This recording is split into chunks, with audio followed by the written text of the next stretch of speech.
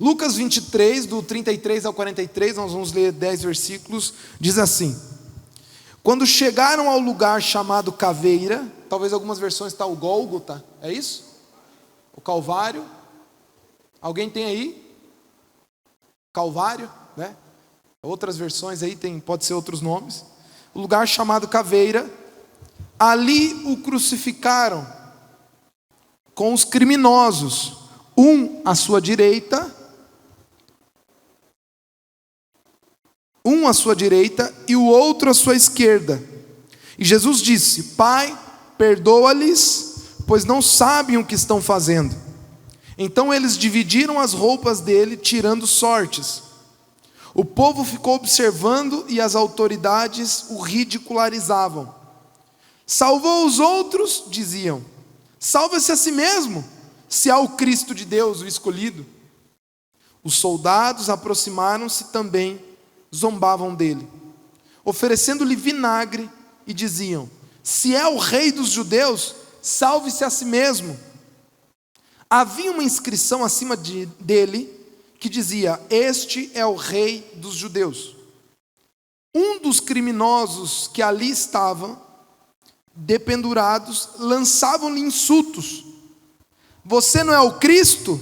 Salve-se a si mesmo e a nós. Mas o outro criminoso o repreendeu, dizendo: você não teme a Deus, nem estando sobre a mesma sentença? Nós estamos recebendo ou sendo punidos com justiça, porque estamos recebendo o que os nossos atos merecem. Mas este homem não cometeu nenhum mal.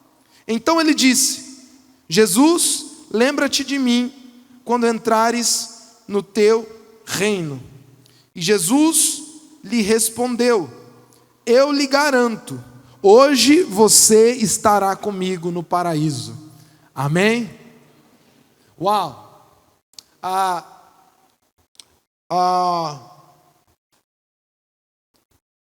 É interessante que na história existem cenas que ficaram registradas de forma icônicas. Talvez alguns de vocês vejam imagens que está aí no teu banco de dados, que você viu um dia uma notícia, ou alguma aula de história na escola, ou algum lugar. Talvez você não saiba exatamente o que é que está por detrás daquela cena, o que está por detrás daquela imagem, né? E é interessante que existem registros da história que foram registrados mesmo, que se tornam cenas e registros que falam muito mais do que o que está somente registrado naquela imagem, e por isso se tornaram imagens icônicas. Talvez alguns de vocês conheçam algumas das imagens que eu quero mostrar aqui, talvez não. Mas, por exemplo, esta primeira imagem está aí. Essa imagem, por exemplo, você pode desligar aqui, por favor, Victor. Essa imagem aqui ela tem um nome, Earth, não lembro, Earth alguma coisa, é uma junção. É a primeira foto do planeta Terra, tirado fora do planeta Terra. Né? Apolo 8, 1968, se eu não me engano, 65, posso estar enganado. É o primeiro registro. Isso aqui é icônico, isso aqui mudou a história da humanidade. Ela é um símbolo, essa foto, é uma foto boba, né? Parece um papel de parede do Windows, né? Essa foto é um registro histórico tremendo, porque o mundo nunca mais foi o mesmo. É como se gritasse o que o homem é capaz, né? Foi um grande grito de poder do homem, né? Tem alguns que não acreditam que o homem saiu da terra e pisou na lua. Você tem todos né? Tem várias vertentes aí, conspiracionais e não sei o que lá e tal. Tem alguns que não acreditam que o homem pisou na lua, não sei. Eu não estava lá também, né? Mas é a foto tirada de Apolo 8. Né? Tem uma outra cena, um outro registro, que parece só um monte de homens aqui em volta de um muro quebrado. Para quem não sabe, aqui é o primeiro destroço do muro de Berlim sendo derrubado. Essa foto é icônica demais, porque ela simboliza finalmente a prova de que dentro de uma batalha da Guerra Fria entre o comunismo, né, e a democracia ocidental, ela simboliza, né, o muro dividia a Alemanha Ocidental e Oriental, né, uma Alemanha comunista e uma Alemanha livre, chamada assim, né, pela história. E a queda do muro, ela aconteceu porque o povo do lado da Alemanha comunista não aguentava mais viver lá. E aí a queda do muro simboliza que, olha, é a prova que finalmente, depois de tantas tentativas, né, de comunismo implantado em várias nações, com Mao Tse Tung, com Stalin, com várias outras, finalmente a Alemanha Oriental, as duas Alemanhas viverem isso e quebrarem esse muro. O muro de Berlim dividia as Alemanhas, né? E era realmente, eu te desafio a olhar no Google uma foto por cima das Alemanhas. Era interessante, porque é incrível, parece que um muro dividia dois lugares extremamente diferentes. Você via o caos, a desordem, a tristeza, a pobreza, o negócio frio, apático, e você via do outro lado um país vivo, um país... É muito doido isso, né? E a queda do muro foi simbólica, porque ela foi um grito em 89, o ano que eu nasci. Foi um grito ao mundo dizendo, olha, tá vendo? Né? Não deu certo, enfim. E essa imagem é icônica. Talvez você olhe para ela, né? É uma cena que fala muito, mas dizendo pouco. Tem uma outra imagem, que também é uma dessas imagens. Você já ouviu essa cena? Já viu essa imagem? Já tinha visto? Quem já tinha visto? Em algum lugar eu vi. Talvez você não saiba do que se trata, mas tem também um sentido político. É chamado do homem-tanque essa imagem. Ninguém sabe quem é esse homem. É um chinês que se coloca, né, em oposição a essa operação de uma China querendo implantar um determinado tipo de regime, e ele se coloca com uma forma de protestar. E ela é um símbolo muito forte, porque ele é um homem que estava com algumas sacolas de mercado, e ele estava passando por essa operação tanque, e ele se coloca em protesto, e aquilo, por causa dessa atitude dele, todo um mover se desencadeia. É óbvio que ele não tinha força contra os tanques e contra o movimento político que estava acontecendo, mas o fato dele ter se posicionado incitou toda uma mudança na história. A história da China e do mundo foi impactada por causa dessa cena. Talvez você não sabia disso e talvez você nem imagina como isso tem a ver com você. Mas tem. Eu tenho uma outra foto, que essa é maravilhosa. É uma foto mal tirada de um soldado na Normandia, quando os exércitos aliados finalmente chegam na Normandia, que estava ocupada pelo exército alemão nazista. E foi a partir do dia D, foi por causa dessa invasão, que foi um golpe de estratégia que deu certo por vários elementos do destino. Inclusive, uma das histórias legais do dia D é que o marechal responsável por fazer a defesa daquela região, ele tirou uma folga para o aniversário da sua esposa. E ele era o melhor estrategista de defesa nazista. E todos dizem que se ele não estivesse, talvez a invasão da Normandia não teria tido sucesso. E se não fosse a invasão na Normandia pelo exército aliado, nós não sabíamos como seria o mundo, porque Hitler teria talvez dominado o mundo inteiro. Ele já governava praticamente toda a Europa. E foi por causa da invasão dos aliados na Normandia que se desencadeou uma desestruturação e uma série de derrotas nazistas. E por isso que, graças a Deus, Hitler caiu.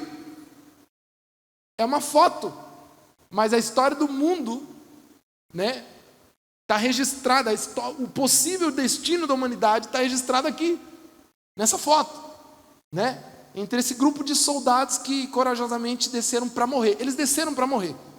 Eles desceram, foi a maior operação naval da história, de navios chegarem numa praia para invadir. E eles já chegaram sabendo que 80% morreria.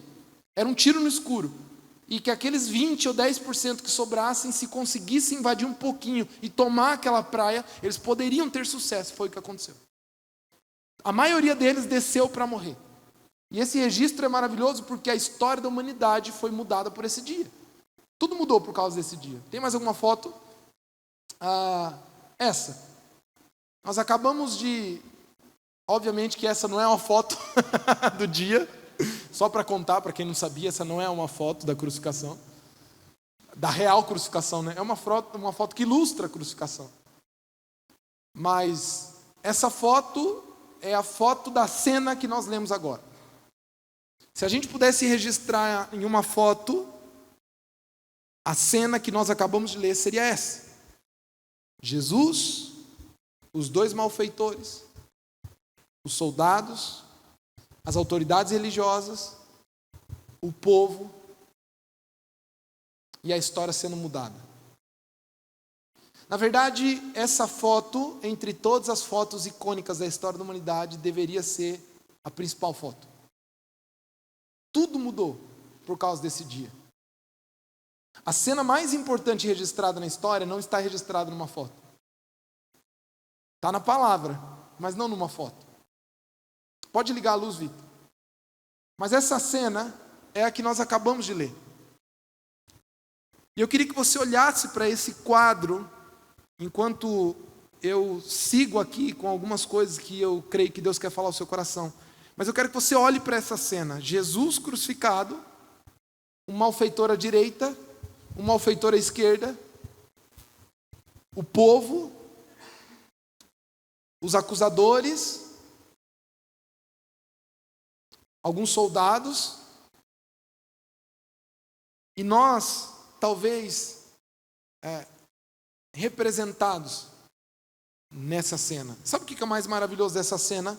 Que ela, de alguma forma, ela é uma ilustração, ela é um print. Ela é um print. Ela é um quadro geral, um retrato da história da humanidade. A história da humanidade está retratada nessa cena.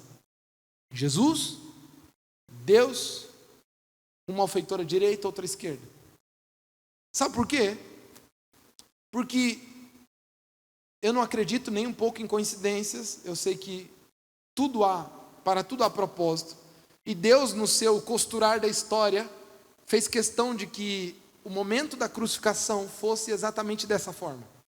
Tendo ao lado, inclusive foi profetizado pelos profetas, de que o Messias sofreria e padeceria, e ele seria colocado entre os malfeitores.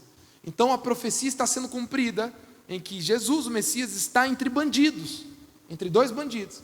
Mas Deus faz questão de que isso aconteça, porque cada um daqueles bandidos, eles representam algo muito maior do que simplesmente eles estarem lá crucificados. Assim como as fotos que nós vimos, eles representam algo muito mais profundo. Eles representam um quadro, uma pintura, um retrato da história da humanidade sendo definida em um momento.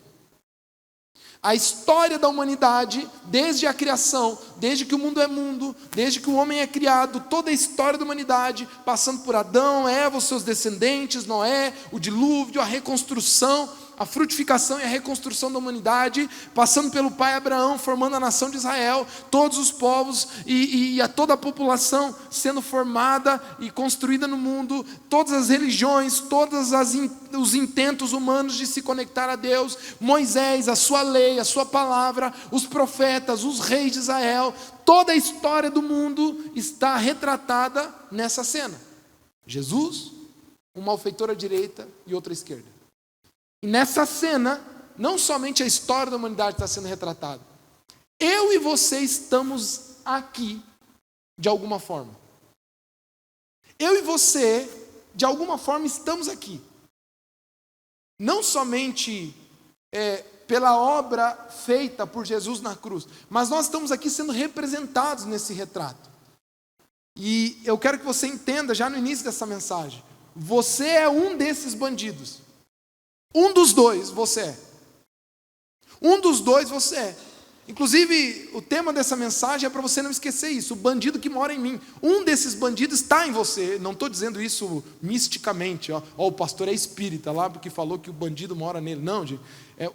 É uma ilustração para você entender que no teu coração habita também o mesmo potencial, o mesmo caráter, uma mesma natureza que esses bandidos tinham. Você também está representado nessa cruz aqui, nessa crucificação. Você está em um dos dois lados, você está inevitavelmente. E talvez você até hoje esteve em um dos lados, espero que você vá para o outro. Mas você está aqui nessa cena. E para você entender como a gente é representado nessa cena, eu quero que você preste atenção em algo muito poderoso e algo muito importante. Primeiro, o que eles têm de semelhantes? Existem 3 coisas que esses 2 bandidos têm de semelhante. E não entre eles somente. Essa semelhança está entre eles e entre nós. Os 2 tinham 3 semelhanças básicas, primárias, que nós também temos com eles. A primeira semelhança que os 2 tinham é que os 2 tinham cometido crimes. É maravilhoso que você já conhece o final da história, porque nós acabamos de ler. Você conhece o final da história porque Jesus dá esperança e determina que o fim de um vai ser diferente do fim do outro. Você sabe disso. Mas até aqui então, os 2 são iguais, primeiro, em que os 2 eram criminosos. Em que os dois eram culpados, os 2 tinham feito coisa errada. E isso, nesse retrato, ilustra toda a humanidade, e eu e você juntos, porque a palavra de Deus nos afirma que não há um justo sequer. Romanos capítulo 3, versículo 23 diz: todos pecaram e todos estão destituídos da glória de Deus. E parece algo óbvio que eu estou dizendo, mas ele precisa ser entendido. Uma das coisas, pilares na compreensão do evangelho que nós temos aqui na nossa igreja, é de que não há nenhum aqui que mereça a salvação. Você é depravado naturalmente. Inclusive, isso é uma teologia chamada de depravação total. É um dos pilares, inclusive, da teologia calvinista, que traz esse conceito organizado, de que o homem, que já está na Bíblia, só traduz em um conceito para estudo. O homem é depravado naturalmente, não há nada que ele possa fazer. Nós somos assim por natureza. Davi diz lá, em pecado fui concebido, em pecado vim ao mundo. Romanos, como disse, 3,23 diz que não há um justo sequer, todos pecaram e todos foram destituídos da glória de Deus. Meu irmão, sabe o que eu e você temos em comum a essa cena? De que tanto o bandido da esquerda quanto da direita eram culpados. Os 2 cometeram crimes, os 2 tinham culpa no cartório, assim como eu e você aqui, não há nenhum aqui que possa olhar para o outro e dizer, o outro é pior do que eu. O que a gente faz só é desconhecer os pecados do outro ou esconder muito bem os nossos. Mas se tudo estivesse às claras aqui, nós veríamos, se houvesse, imagina um culto em que o pastor prepara uns telões. Esse dia eu vi uma igreja muito interessante, viu a foto de uma igreja que tem telões nas laterais, assim, então na hora do culto, assim, fica rodando os negócios, assim. Ih, rapaz, quem tem labirintite já fica meio, né? Mas eu fico imaginando se essa igreja aqui tivesse telões aqui nas paredes e durante os cultos viessem algumas cenas das semanas dos irmãos. Hein? Imagine Deus, o Big Brother Gospel do Senhor, tá? O Senhor Jesus faz um Big Brother aqui na hora do culto. Imagina a atenção que nós teríamos no culto, né? Quem prestaria atenção em qualquer coisa? De repente Deus seleciona algumas cenas, assim como um diretor de reality show seleciona aquelas cenas que para quem assiste ou para quem já assistiu, se não assistiu também não perdeu nada, mas eu sei como funciona, porque eu também já assisti em alguns momentos. O Big Brother, a edição, né? O Boninho, que é o diretor lá, ele é capcioso, né? Ele precisa que o programa renda e que seja muito louco e tal. Então, muitas vezes eles usam da edição, né? De coisas que a pessoa disse em secreto para colocar lá no meio do momento crucial e tal, para desmascarar. Imagine um Big Brother da vida real nossa aqui, onde os teus atos mais escondidos e profundos fossem à tona, viessem à tona. Meu irmão, nenhum aqui escapa. Nenhum. A começar de mim. É porque vocês não me conhecem. Mas existe uma natureza corrompida. Eu já estou predisposto à mentira, ao orgulho, à ganância, à vaidade, ao rancor, à amargura. Existe algo em mim, em você, que brota de dentro de nós, do mais profundo, que a gente quer o pecado, a gente quer fazer o errado, a gente deseja fazer o errado, e a gente fez o errado. E faz ainda e continua fazendo. Existe uma natureza podre dentro de mim e dentro de você, que quer pecar. Nós não temos como ser isentos dessa culpa.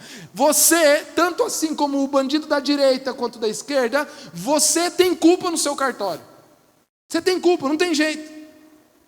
Agora, a segunda coisa, eu acho que tem um slide que vai falando para o pessoal anotar, que está no versículo 41. A segunda coisa que nós vemos é que não somente os 2 são culpados, como os dois estavam sofrendo as consequências do seu pecado. E essa é uma grande verdade teológica que Deus fez questão de registrar através dessa cena. Uma verdade bíblica está exposta através dessa imagem. O pecado, meu irmão, tem consequência. Vamos falar comigo assim: o pecado tem consequência. Não tem como fugir, não tem como se livrar disso. O salário do pecado é a morte, diz a palavra de Deus. A consequência do pecado, naturalmente, ela virá, e não tem como escapar dela. Gálatas capítulo 6, no versículo 7, diz assim: do Senhor não se zomba, o que o homem plantar, isso ele vai colher. Isso é um princípio de vida, meu irmão. E aqui é interessante você entender que eu estou falando de dois pecados. Durante essa mensagem, você precisa entender essas coisas. Ora, eu vou falar do pecado, e quando eu falo o pecado no singular, eu estou me referindo à natureza pecaminosa, do pecado que está em todo mundo. É o pecado herdado por sermos criaturas, o pecado que veio de Adão, é o pecado que está em todos nós, esse é o pecado. Mas além do pecado, que é essa predisposição ao mal, essa natureza caída que nós temos os pecados, que os pecados são as coisas que nós diariamente decidimos fazer em ofensa a Deus. São as coisas que nós decidimos diariamente fazer, que atacam o nosso irmão, que ofendem as pessoas que estão ao nosso lado, que agridem o nosso próximo, que agride a Deus, que ofende, que calunia, que se orgulha, que se envaidece. São os pecados que nós todos cometemos, que é fruto do pecado, que é essa predisposição natural. Agora, o que eu quero que você entenda é que tanto o pecado, quanto os pecados, tem consequência. Esse é um princípio de vida inquestionável e, infelizmente, para todos nós, que não tem como fugir dele. Eu sei que às vezes você olha aparentemente a vida das pessoas e você diz: aquele lá, eu conheço, eu sei dos podres que ele fez ou faz, e a vida dele vai bem, e está tudo certo. Eu sei que às vezes nós damos uma de tonto, igual Asaf no Salmo 73, que fica indignado pelo ímpio, e diz: olha, o ímpio está lá com a vida boa, e eu aqui. O ímpio está lá rico, e eu aqui. Essa síndrome de vira-lata, de vitimista. Mas, meu irmão, acredite, o pecado e os pecados têm consequência, e não há um homem que fugirá disso. Não há um ser humano que consegue se livrar das consequências dos erros. E eu sei que isso parece óbvio o que eu estou dizendo, mas às vezes até o óbvio precisa ser lembrado, porque muitos de nós aqui estamos lamentando, chorando, entristecidos, por coisas que nós esquecemos que fomos nós mesmos que provocamos. Eu vou repetir para você entender bem.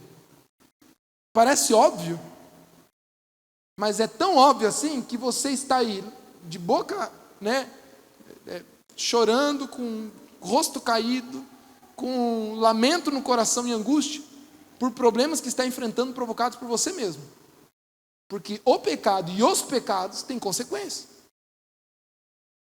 E não adianta você querer achar que você pode ofender, brigar, mentir, roubar, se envaidecer, invejar, caluniar, e que você não viverá as consequências disso. E eu não estou falando aqui de uma consequência mística, sabe, que um dia aqui se deu, aqui se paga, o universo vai. Não, meu irmão, tem pecados que a própria consequência é fruto da atitude que você tomou. Experimenta ofender a pessoa que você convive com ela. O que vai acontecer? É óbvio que você vai colher um ambiente ruim na sua casa. É ou não é? Estão entendendo? Deus não precisa nem fazer algo místico assim, transcendental. Alguém pecou, deixa eu liberar um poder que libere uma... Não, é você mesmo que experimenta quebrar princípios de finanças. O que vai acontecer com você? É ou não é? Experimenta mentir para você ver o inferno que é viver em cima de uma mentira. É um inferno. Porque você tem que ficar escondendo, você tem que ficar manipulando, você tem que ficar... Né? Quem sabe o que eu estou falando? O pessoal pensando em levantar a mão. Não, vamos lá, é ou não é? Mentir é uma desgraça, porque você mente, você tem que ainda cobrir a mentira e ficar... É um inferno. Deus não precisa fazer nada, Deus só precisa pegar a pipoca e assistir. Olha lá. É você mesmo que cria um inferno. Experimenta pecar com seus filhos, pecar com sua esposa, pecar com seus colegas de trabalho. E pecado aqui envolve todo esse tipo de maus comportamentos que quebram o grande princípio da vida, que é amar a Deus sobre todas as coisas, o próximo a ti mesmo. Todo pecado, na verdade, é uma quebra desses dois princípios. A ira, o orgulho, a luxúria, a vaidade, a mentira, as facções. Todo pecado, ele na verdade é isso. E todos eles terão consequências, e você vai ter que colher, porque de Deus não se zomba. Aquilo que o homem plantar, isso ele vai colher. E esse retrato, o retrato da cruz, é o retrato de que o pecado tem consequência. É Deus gritando para o mundo, dizendo: olha mundo, esses dois bandidos representam o fim do pecado, morte. E aqui repito, a morte eterna com o pecado. E os pecados matam a nossa vida, matam a nossa alegria, matam os nossos relacionamentos, matam a nossa confiança uns com os outros. Os pecados que nós cometemos matam a nossa esperança, matam a nossa disposição de viver. Para e olha para a sua vida e para todo esse conjunto de erros que você tem cometido. Isso vai te matando, mesmo estando vivo. É ou não é? Quem está entendendo o que eu quero dizer aqui? Você não precisa morrer para a eternidade somente por causa do pecado. Os pecados que diariamente cometemos matam a nossa vida. Você vai morrendo aos poucos. E esse é um retrato para te lembrar de que não tem como fugir, meu irmão. Ambos estavam sofrendo as consequências dos seus próprios erros. Mas terceiro, a terceira semelhança que esses dois homens tinham é que ambos estavam próximos de Jesus. Vamos lá, tem alguém que dormiu aí? Cadê? Sabe o que isso quer dizer? Deus fez questão de registrar na história da humanidade de que mesmo no pior momento de uma pessoa, Ele estaria a 1 metro de distância para te salvar. Eu não sei se você está entendendo o que Deus está falando aqui. A mensagem de Deus através dessa cena é dizer, mesmo no pior momento do estado de um homem, mesmo na pior circunstância, mesmo no fim de todas as coisas, onde a esses dois homens só lhe restava a morte eterna e a morte física e a desgraça humana, Jesus estava no meio dizendo: ainda há esperança, eu ainda não terminei, ainda há uma oportunidade. O que eu quero que você entenda, meu irmão, que eu não sei como é que você chegou aqui, nem em qual estado do pecado ou dos pecados que você tem cometido, eu não sei como é que está teu coração, mas eu claramente, quando eu olho para a cruz, eu vejo uma coisa: Deus gritando: ainda há esperança para a tua alma, ainda há esperança para a eternidade, mas também ainda há esperança para a tua família, ainda há esperança para o teu coração, ainda há esperança, porque mesmo no fim da vida de um homem, no pior estado em que ele possa entrar, Jesus, quase suspirando pela última vez, ele professa uma frase de esperança dizendo: hoje você estará comigo no paraíso. Meu irmão, em Jesus ainda há esperança. Essa é a mensagem do Evangelho, que o pior dos homens está a um passo de ter a sua vida transformada. Essa é a grande mensagem do Evangelho. Eu não sei qual é a circunstância da tua vida, eu não sei como é que você está hoje em relação ao pecado, aos pecados e à desgraça talvez que está se tornando a tua vida, esse inferno em vida que você tem vivido. Às vezes um inferno na mente, um inferno na alma, um inferno no coração, às vezes um inferno nas relações. Mas Jesus está ao lado. Jesus está ao lado para te lembrar de que Ele continua à disposição. Ele está disponível. Essa é a grande mensagem. E os dois se assemelham nisso. E nós nos assemelhamos nisso. Todos temos pecado. E todos sofremos as consequências do nosso pecado. Mas todos estamos a 1 metro de distância de esperança. E a nossa vida pode ser transformada por uma palavra. Uma palavra pode mudar a tua história. Uma palavra pode mudar o curso da tua história. Meu irmão, eu já conheci uma, duas, três e várias pessoas que na última circunstância, no dia em que ele disse, para mim não dá mais, meu casamento não vai mais, a minha vida não vai mais, eu vou sair daqui, eu vou me matar. Eu já conheci várias histórias que foram transformadas por uma palavra. No dia em que a pessoa disse, hoje é a última oportunidade que eu dou para Deus, hoje é o último momento, hoje é meu último fio de esperança. No último fio de esperança, Deus falou, e Deus falou, Deus transformou, e transformou para uma nova vida. Esse é o poder do Evangelho. Agora, eles tinham também algo de diferente, e são exatamente essas diferenças que mudam a história, ou o destino dos dois. E essas diferenças são o que Deus espera de mim e de você hoje. Primeira diferença que os dois tinham. A primeira diferença que os dois tinham é que eles tiveram posicionamentos diferentes naquela circunstância. Eu quero que você não confunda as coisas aqui e entenda posicionamento como a postura que cada um assumiu daquela cena. Olhe para o primeiro. O primeiro caiu na armadilha de se render às circunstâncias. O primeiro caiu no engano de olhar para a sua volta, ver qual era o contexto e se render ao contexto. Ele olhou para ele, eu sou bandido crucificado. As pessoas estão aqui todas olhando para esse que está do meu lado e tirando sarro dele. E é interessante, se você prestar atenção, é que 3 vezes é repetido uma frase muito semelhante para Jesus. Todas de forma cheia de sátira e de zombaria. Essas 3 frases ditas a Jesus em resumo, por que você não resolve o teu próprio problema?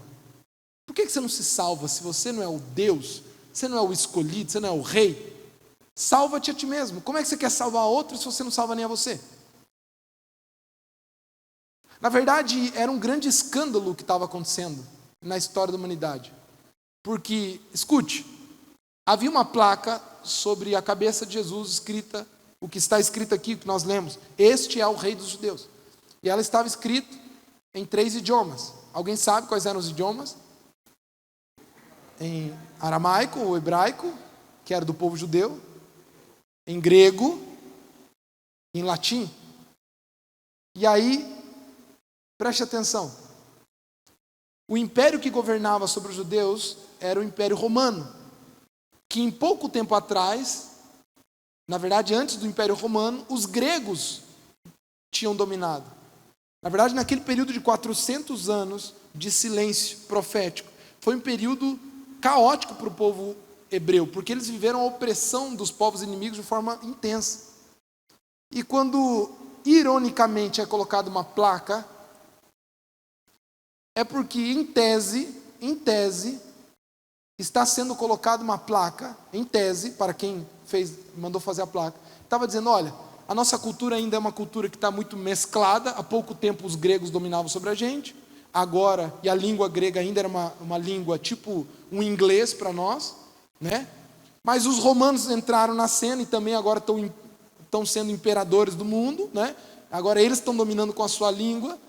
E tem a dos próprios hebreus aqui. Então era mais ou menos placa de aeroporto. Era uma forma de que todo mundo entendesse o que estava acontecendo. Esse era o propósito. Que o grego entendesse, o romano entendesse e o judeu entendesse. Só que nós conjecturamos aqui, não é uma afirmação, mas nós vemos algo poderoso aqui. Porque, querendo ou não, essas 3 culturas tinham umas convicções muito fortes a respeito do divino. Os gregos olhavam para os deuses de uma forma que claramente Jesus não se encaixava nela. Os gregos olhavam para os deuses de uma forma que, obviamente, aquele homem pendurado numa madeira era um insulto. Como assim um deus? Esse cara aí, esse cara fraco pendurado numa madeira é um deus. Os romanos também olhavam para os seus deuses de uma determinada forma, falando, é piada o que esses judeus estão fazendo, isso aqui é o Deus deles? É por isso que esse povo aí é cativo nosso, porque olha os deuses que eles... Era isso. E os judeus estavam se sentindo extremamente insultados, porque eles esperavam um Messias poderoso, rei de batalhas, que dominasse, que guerreasse, que libertasse o povo judeu do Império Romano. Por isso que aquela cruz era escandalosa, porque ela era um insulto aos romanos, aos gregos e aos judeus. Ela era o oposto daquilo que a humanidade esperava. Um Deus morto, um Deus fraco, um Deus crucificado. E diante disso, um dos bandidos entra na onda do que está sendo dito. E essa é a primeira diferença dos dois, que pode ser a grande diferença minha e tua hoje, diante da humanidade. Um deles caiu na armadilha do coletivo, de pensar como todo mundo pensa. E o incrível é que a frase que é dita para zombar, ele também repete, tipo papagaio. Obviamente não foi um pensamento que surgiu dele, é porque ele estava ouvindo o que estava sendo dito, e ele começou a duplicar. E essa é a primeira grande diferença do bandido que encontrou esperança para aquele que não. O primeiro foi na onda dos outros, do coletivo. Ele deixou e ele se rendeu ao meio e à circunstância. Mas o outro se posicionou mesmo contra tudo e contra todos. A primeira grande marca de alguém que encontra a esperança, seja no que for, mas em Cristo, ou seja, em qualquer área, mas em Cristo, e que desfruta da redenção nele, é que você assume corajosamente ir contra as circunstâncias e a opinião. Essa é a grande marca, inclusive, da vida cristã. Jesus já pregou o seu discipulado começando assim: não tem como, gente, vocês vão ser perseguidos, mas aquele que não estiver disposto a tomar a sua cruz e me seguir, não tem como ser meu discípulo. O bandido que zombava, ele é como a maioria das pessoas que vivem no coletivo, vivem na opinião pública e vivem daquilo que todo mundo vive, faz e pensa. É aqueles que tomam decisões baseadas nos sentimentos coletivos e pensam, é assim que funciona, é assim que todo mundo faz, ninguém é de ferro, né? Sabe essas frases comuns de que a gente tenta justificar a nossa fraqueza, dizendo, mas está todo mundo, E eu sei que parece papo óbvio, porque a maioria dos que estão aqui me ouvindo são adultos e acham que isso é frase que é dito para criança, né? Criança que tem que ficar insistindo com ele, de que ele não é Maria, vai com as outras, sabe? Filho, você não é todo mundo. Essa frase é clássica de mãe, né? Ai, mãe, mas todo mundo vai. Filho, você não é todo mundo. E você se considera alguém extremamente maduro, porque você vê que os teus filhos é que ainda falham nisso. Mas, meu irmão, como nós, adultos, autônomos e maduros, caímos na armadilha do coletivo? Quantos de nós já não perdemos a esperança porque fomos para um ambiente onde meia dúzia estava com um discurso de desestímulo, e de repente você também ficou desestimulado? Quantos de nós aqui já não voltamos para casa bravo, batendo pé para brigar com o nosso marido, ou com a esposa, porque estava num ambiente sendo enfervescido no tema, onde estava todo mundo falando, não, isso aí mesmo, você tem que dar o troco, sabe? Você não deixa quieto. Aí você fala, é verdade, vou para casa, vou mostrar para aquele homem. Nós somos assim, meu irmão. Quantos homens aqui já não cederam à pressão porque estava na roda do futebol com os amigos ou do trabalho, e de repente um mandou uma mensagem para o outro mandou para o outro mandou o vídeo, de repente mandou no grupo, e todo mundo falou, e aí, viu, e só você ficou com vergonha de dizer, não, cara, eu não vejo pornografia. Na verdade, todos os dias nós caímos na armadilha da falta de posicionamento. A gente tem dificuldade de ser nós mesmos, e de tomar decisões por aquilo que a gente acredita. A grande diferença dos dois bandidos, primeiro, é que um se posicionou, mesmo contra tudo e contra todos. E não é só contra as pessoas, era contra a própria circunstância. A circunstância era totalmente oposta àquilo que ele estava declarando. Ele diz, olha, nós, pelos nossos próprios erros, estamos aqui, mas este nenhum mal fez. Primeiro que só essa primeira frase já não combina, porque toda a multidão estava olhando uma cruz com 3 homens pendurados, onde eles tinham passado por um devido processo legal, onde transitou em julgado e os condenou. Então, aquele cara está dizendo, não, este aqui nenhum mal fez, só essa primeira frase dele já vai contra tudo e contra todos. Ele está dizendo, todo mundo errou, os religiosos erraram, Pilatos errou, E o povo errou, todo mundo errou. Esse homem é inocente. Segundo, ele vai contra tudo e contra todos, porque ele diz: Senhor, lembra-te de mim quando entrares no teu reino. Por um Deus morto e crucificado, que ainda não estava morto, mas iria morrer. Não fazia sentido o posicionamento que ele estava tomando. Mas às vezes era isso, ou às vezes não, certamente é isso que mudou a sua história. Meu irmão, posso te contar uma coisa? Todo novo tempo que Deus tem para a sua vida, seja o eterno, como o terreno, ele vai depender de uma posição tua contra a maré. Vai chegar um momento em que está tudo convergindo para um lado. E você diz: não, é isso que eu tenho que fazer, porque olha o cenário. Você está entendendo? Alguém está entendendo o que eu quero dizer? Está tudo convergindo para ir para lá. Fala, não, é isso que eu tenho que fazer. Olha, o mundo, né, são sinais de Deus, né? É para, sabe? É para fechar a empresa mesmo. Olha, está tudo convergindo. Às vezes não é. Não, é para separar. Não, porque as brigas, fulano está dizendo, o conselho da minha amiga, o outro lá e tal. Não, é isso mesmo. E às vezes está tudo convergindo. Mas a nossa história muda quando a gente tem coragem de se posicionar contra a maré. Dizer, não, está tudo indo para lá. Mas é que eu creio de uma forma diferente, contra a esperança. A Bíblia diz que alguém, que é conhecido como pai da fé, creu contra a esperança. Creu o contrário daquilo que aparentemente se demonstrava como o destino. E talvez alguns de vocês estão prestes a tomar posicionamentos na vida. Só que o posicionamento que você tem que tomar é este. Um posicionamento de fé, meu irmão. A pergunta da sua vida é: o que é que Deus diz a respeito disso? Eu sei que a economia diz, eu sei que às vezes os consultores vão dizer, eu sei que às vezes os livros de autoajuda vão falar que é por aí, e às vezes talvez os teus colegas, amigos e familiares dizem que é por aí. A pergunta é: o que é que Deus está falando? É esse posicionamento que muda a tua história.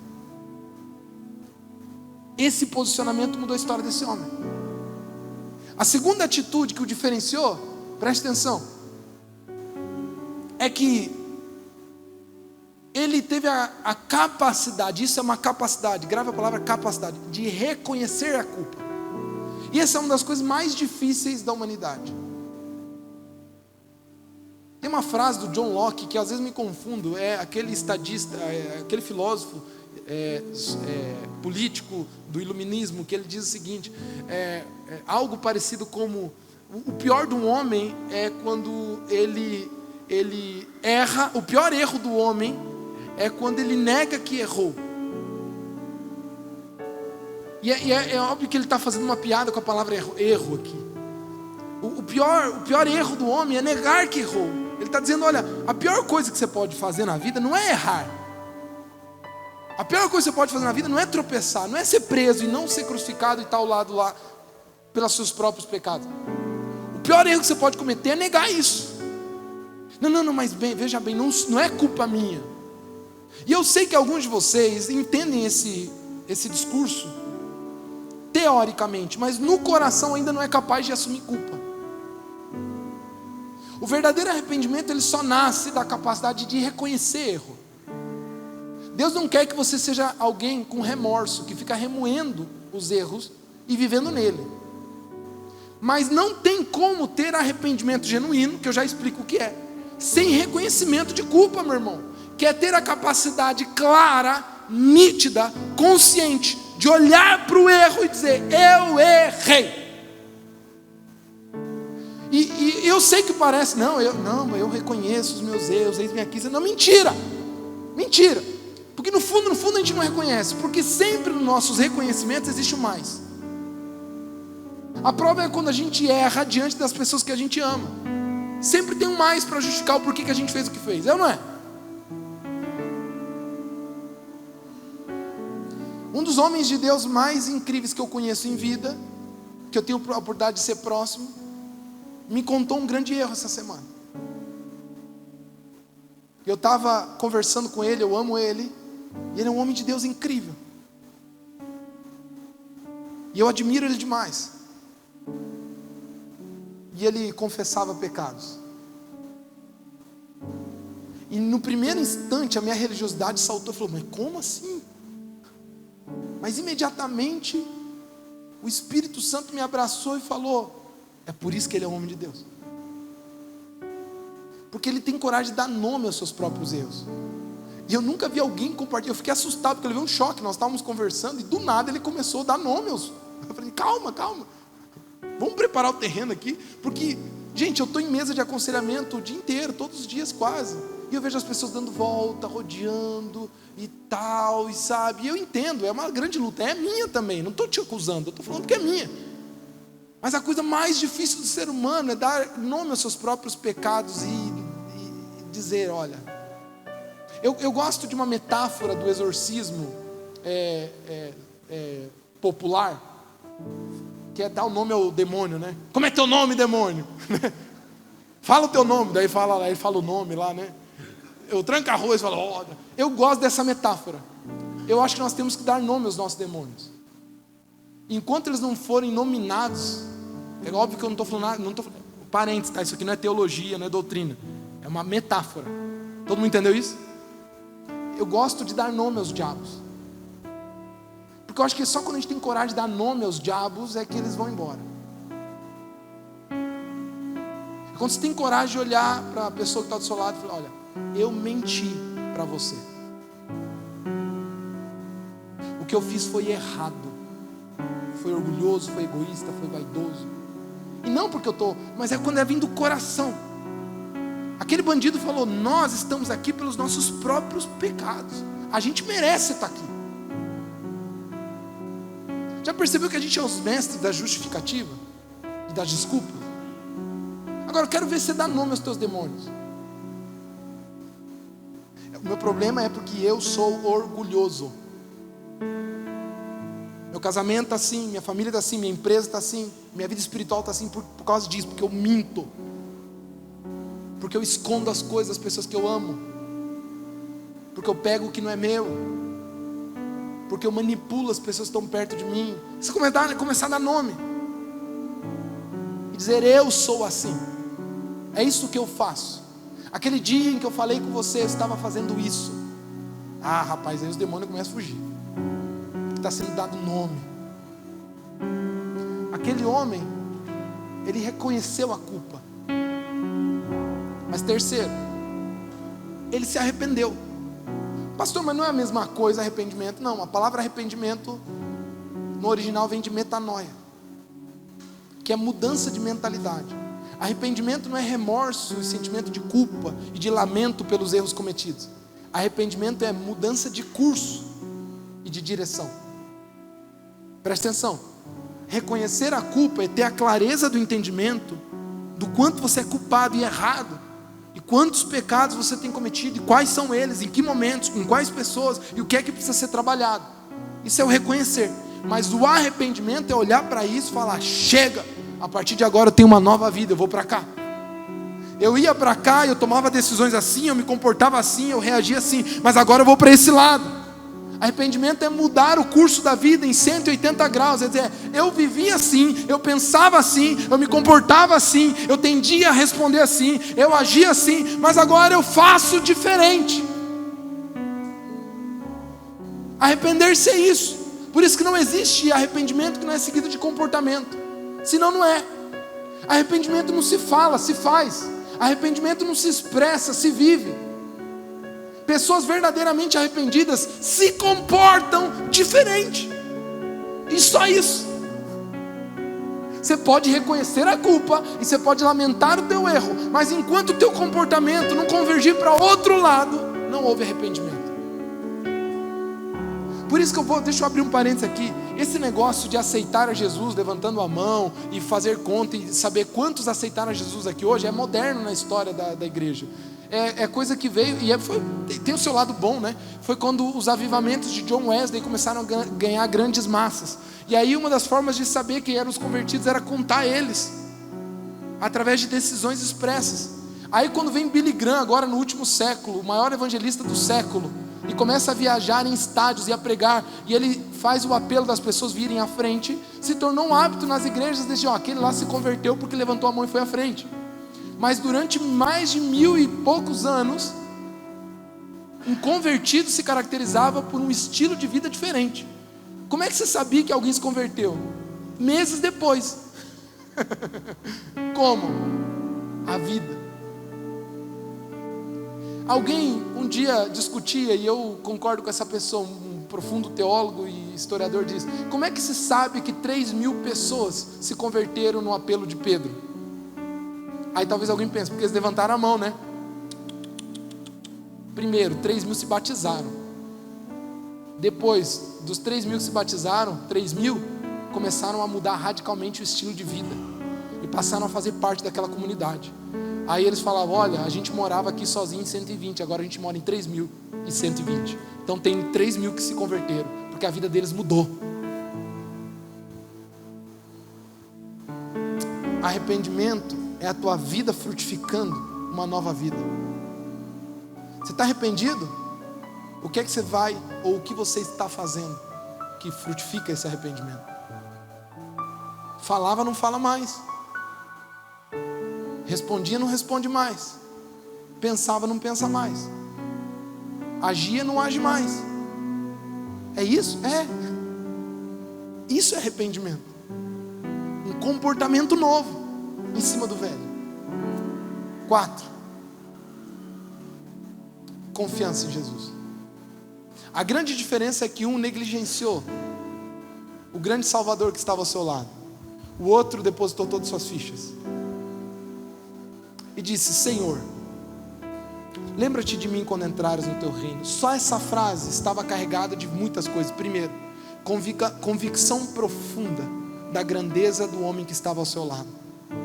Segundo, humildade e rendição e quebrantamento completo. Terceiro, confiança. Confiança é a capacidade de se jogar sem ver, de acreditar sem ter provas. Confiança é a capacidade de se lançar de cabeça. E aquele homem se jogou. Ele não diz: olha, se você for mesmo o Messias, percebe? Ó, cara, assim, na dúvida, se você for, será que você não lembra de mim? Deus, se por acaso você está me ouvindo, Deus, se ainda... Não. Lembra-te de mim quando entrares no teu reino. Havia convicção na fala dele. Ele falou: eu sei que você é o Senhor dos senhores, Rei dos reis, o Messias esperado. Tem misericórdia de mim. E essa é a grande marca da confiança. A arrogância, ela morre. Preste atenção. Esse é o princípio mais importante espiritual que existe. Toda a história da humanidade é dividida nisso. Ilustrado com Saul e Davi lá no passado, e consolidado por esses dois bandidos aqui. Saul cometeu um pecado aparentemente muito menor do que o Davi. Saul só não completou a tarefa. Ele fez a tarefa que Deus tinha mandado, que era exterminar o exército inimigo, mas ele não completou, exterminando completamente. Ele trouxe alguns despojos. Foi só isso. Qual foi o problema de Saul? Quando o profeta o confronta e diz: Saul, o que você fez? A arrogância, a soberba e a justificativa tomou o coração de Saul, e o orgulho, e fez ele dar justificativa, dizendo: não, os homens que estão aqui, na verdade... E ele começou a encontrar desculpas para justificar por que ele não fez o que Deus mandou. E às vezes a arrogância e a soberba, ela é mascarada com frases que em argumento faz muito sentido. Olha o que Saul jogou para o profeta. O cara é inteligente. Não, para que matar todos os bois? Nós podemos pegar os bois e oferecer holocaustos em adoração ao Senhor. Ele não teve a coragem de falar: desculpa, pelo amor de Deus, eu ouvi a instrução, eu errei, eu ignorei. Poderia ter sido diferente. É verdade, eu fiz porque eu quis, eu peguei aqueles animais porque eu fiquei ganancioso, e eu não obedeci completamente. Eu poderia ter respondido assim, mas ficou: não, é que esses caras aqui, o pessoal, o exército, é que... E o profeta: Saul, o que você fez? É a síndrome de Adão, sabe? Desde o início que o pecado entrou no coração humano, a nossa primeira atitude registrada nas Escrituras de um coração pecador foi transferência de culpa. Todo tipo de registro poderia ter sido, mas o primeiro comportamento registrado na Bíblia, depois que o pecado entrou no coração humano, foi transferir culpa. A gente é expert nisso. Nós somos campeão em encontrar culpados por nossos erros. Primeira coisa que Deus encontra Adão, fala: Adão, o que você fez? Não, a mulher que você me deu, já começou assim. E Deus volta para Adão e fala: Adão, é contigo a treta. Aí você vai para Davi, o homem segundo o coração de Deus.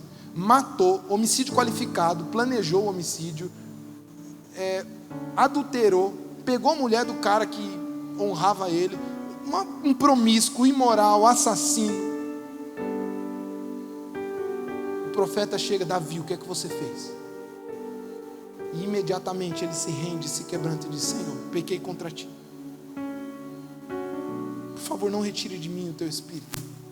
E aí ele escreve o Salmo 51, o salmo mais quebrantado já escrito, dizendo: o Senhor não quer holocausto de sacrifício, porque senão eu os traria. O Senhor quer um espírito quebrantado e um coração contrito. Esse tu não rejeitarás. Davi entendia as manhas do mundo espiritual. Só existe um segredo para uma vida espiritual abundante com Deus: humildade. Humildade para se arrepender, humildade para recomeçar, humildade para se quebrantar, humildade para seguir em frente. Mas a quinta coisa que os diferencia é que um encontrou esperança. E hoje é o seu dia, meu irmão. Hoje é dia de esperança. Hoje é dia em que Jesus diz: não acabou. Você vai dar uma dormida agora, teu olho vai pescar, mas você vai acordar num outro lugar, onde a verdadeira vida começa. Mesmo, escute, Jesus, como eu amo Jesus. Jesus crucificado, ensanguentado, exausto, ainda estava repartindo esperança para as pessoas. Meu irmão, sempre há uma rapa de esperança para você, sabe? Ainda há uma rapinha de esperança. Parece que acabou. Minha mãe é mestre. Eu posso estar em Cascavel para qualquer reunião com as meninas. Às vezes acontece, eu tenho algum evento, estou com as meninas, é tarde da noite, é 10h30, 11 horas às vezes, as meninas estão tudo sujas. Eu ligo para minha mãe e falo: mãe, tudo bem, já dormiram? Eu, não. Estava dormindo. Não, estou acordado aqui, o pai está acordado aqui assistindo TV. Mãe, por acaso sobrou um pouquinho de janta aí para as meninas? Sim, filho. Sempre tem alguma coisinha. E eu já fui na casa da minha mãe ignorante. Às vezes eu me desconecto semanas e eu não sei como é que está a realidade. Eu cheguei em dias em que, assim, a coisa estava feia. Sabe, fim de mês, eles vivem com muito pouco. E aí eu chego lá. Esses dias a minha mãe fez eu nem sei o nome, um mingau de fubá, assim, não é nem polenta que ela tinha feito, é um negócio diferente. Ela falou: fiz um negocinho especial para as meninas, um fubazinho com molho. Eu falei: legal. E as meninas raparam. Só depois eu fui saber que era a única coisa que ela tinha naquele dia. Mas a minha mãe, assim como Jesus, ele sempre tem uma rapa no pote, sabe? Ele pode estar morrendo, mas quando olha os filhos, ele fala: não, ainda há esperança para você. O que eu tenho ainda te salva. Ele estava capengando. Jesus podia falar: eu já fiz demais para esse povo ingrato. Quer saber, Deus, acaba logo com esse negócio. Mas ele ainda tinha pique para olhar para o lado e falar: ei, ainda há esperança. Eu sei que talvez na tua visão a rapa, o pote já acabou. Mas espiritualmente ainda há uma rapa. Há uma rapa dos céus para a sua vida. Existe algo que Deus pode prover hoje que transforma a tua história. Por mais que no pior momento da história daquele homem, diante de um cenário oposto, impossível, ele encontra alguém que diz: amanhã será diferente. Eu tenho uma mensagem do céu para alguém aqui. Eu não sei se alguém quer pegar isso que eu estou falando aqui. Eu vou te falar o seguinte profeticamente, em nome de Jesus: na tua eternidade, não somente, Mas amanhã será diferente. Amanhã será diferente. Amanhã vai ser diferente. Pastor, eu já orei tantas vezes, já me arrependi tantas vezes, já fiz apelos tantas vezes, já fui lá na frente tantas vezes, eu nunca mudo. Eu sempre volto aos mesmos pecados. Meu irmão, em nome de Jesus, amanhã será diferente. Porque nele há esperança. Fique em pé.